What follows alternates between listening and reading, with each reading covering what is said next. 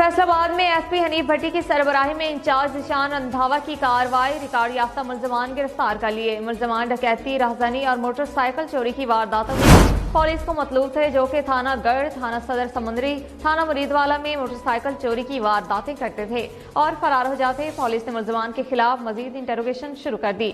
Bureau chief Faisalabad Waqas Sharaj हमारे साथ telephone line पर मौजूद हैं। मजीद तफसीलात उनसे जानते हैं।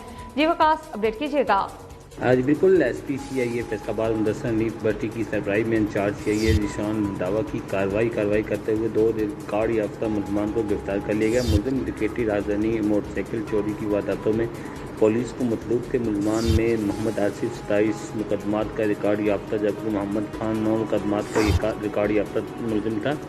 मुल्ज़मान मुख्तलिफ थानों को मतलूब था। पुलिस का ये कहना है डकैत गैंग थाना गढ़, थाना सदर समुंदरी, थाना मुरीदवाला में मोटरसाइकिल चोरी की वारदातें करते थे। मुल्ज़मान के कब्जे से असला में 7 मोटरसाइकिलें और रक्षा बरामद कर लिए गए। मुल्ज़मान के 2 साथी मोहम्मद रियाज और मुस्तफ़ा नामी मुल्ज़मान को मौके से फरार होने से मौके से गिरफ्तार कर लिया गया। फरार मुल्ज़मान गिरफ्तारी के लिए जो है छापे मारे जा रहे हैं। पुलिस जल्दी जो बाकी मुल्ज़मान को गिरफ्तार कर लिया जाएगा। बहुत शुक्रिया वकास शराज, आप हमें तफसीलात दे रहे थे। एक और अहम खबर